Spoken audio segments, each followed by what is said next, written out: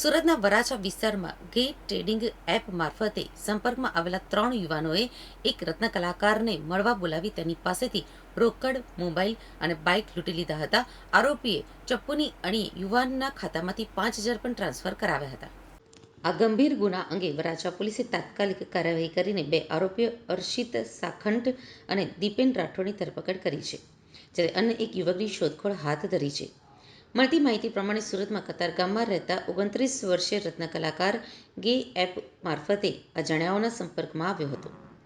ગઈ તારીખ 18મી ઓગસ્ટ 2025ની રાત્રે આશરે 8:30 થી 9:30 વચ્ચે આરોપીઓએ તેને વરાછા મારુતિ ચોક પાસે આવેલા ગોપાલ શૂઝ પાસે બોલાવ્યો હતો. તે ત્યાં પહોંચ્યો ત્યારે આરોપીઓ તેને ચપ્પુથી ડરાવી એક મકાનના ચોથા માળે લઈ ગયા હતા અને ત્યાં તેની પાસેથી 50,000 માંગ્યા હતા. પૈસા ના આપતા તેનો વિડીયો ઉતારી સોશિયલ મીડિયા ઉપર ફરતો કરી બદનામ કરવાની ધમકી આપી હતી અને તેને માર માર્યો હતો. ગભરાયેલા યુવક પાસેથી આરોપીઓએ તેના જ મોબાઈલનો ઉપયોગ કરી ગૂગલ પે મારફતે ₹5,000 ટ્રાન્સફર કર્યા હતા.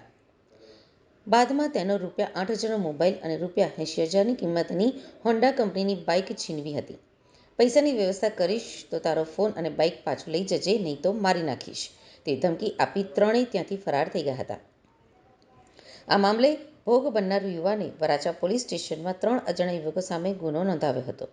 પોલીસે ગણતરીના કલાકોમાં 2 આરોપી અર્શિત નાજાભાઈ સાખંટ અને દીપેન હિતેશભાઈ રાઠોડની ધરપકડ કરી છે, જ્યારે અન્ય આરોપીની શોધખોળ ચાલી રહી છે. ઝડપાયેલા બંને આરોપીઓ ગુનાહિત ઇતિહાસ ધરાવે છે. દીપેન સામે હત્યાનો ગુનો પણ નોંધાયેલો છે.